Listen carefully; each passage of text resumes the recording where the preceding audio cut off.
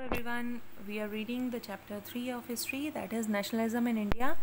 और इस पार्ट में हम रीड कर रहे हैं सबसे लास्ट पार्ट होगा इस चैप्टर का, that is conclusion.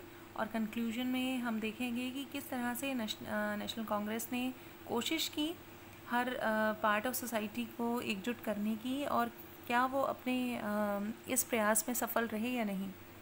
A growing anger against the colonial government was thus bringing together the various groups and classes of Indians into a common struggle for freedom in the first half of 20th century. तो जो बढ़ता हुआ गुस्सा था colonial government के ख़िलाफ़, वो जो है बहुत सारी क्लासेस को इकट्ठा आने के लिए उसने परसुएड किया, आई वुड से। और फर्स्ट हाफ में 20th सेंचुरी के जो भी फ्रीडम स्ट्रगल हुए उसमें बहुत सारे जो पार्ट ऑफ सोसाइटी हैं वो इकट्ठे आए।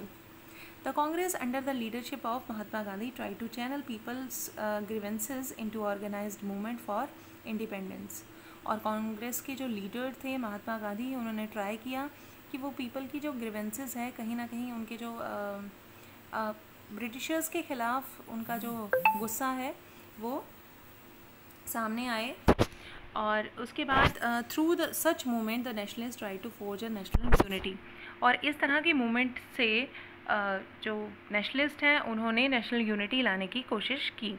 But as we have seen the diverse group and classes participated in these movement with varied aspiration and expectation. लेकिन हमने देखा कि बहुत सारे जो ग्रुप्स शामिल हो रहे थे मूवमेंट में, उनकी अलग अलग एस्पिरेशंस थी और एक्सपेक्टेशंस भी थी, उनकी अलग अलग प्रॉब्लम थी और वो उन्हीं को सॉल्व करना चाहते थे। As their grievances but wide ranging, freedom from colonial rule also meant different things to different people. The Congress continually attempted to resolve differences and ensure that the demand of one group did not alienate another. तो कांग्रेस ने continually attempt किए उनके differences को ख़त्म करने के लिए, और उन्होंने समझाया लोगों को कि एक ग्रुप की जो डिमांड है वो पूरी नहीं हो सकती, और अगर वो पूरी हुई तो दूसरे ग्रुप को वो कहीं ना कहीं कष्ट देगी। This is the precisely when the unity within the movement often broke down. The high points of Congress activity and nationalist unity were followed by a phase of disunity and inner conflict. Congress ने लगातार प्रयास किए unity लाने के, but कहीं ना कहीं जो है इस फेज़ में डिसयूनिटी आती गई और कहीं ना कहीं इनर कॉन्फ्लिक्ट जो है लोगों में बढ़ता गया, अंदर से उनके मतभेद चलते रहे।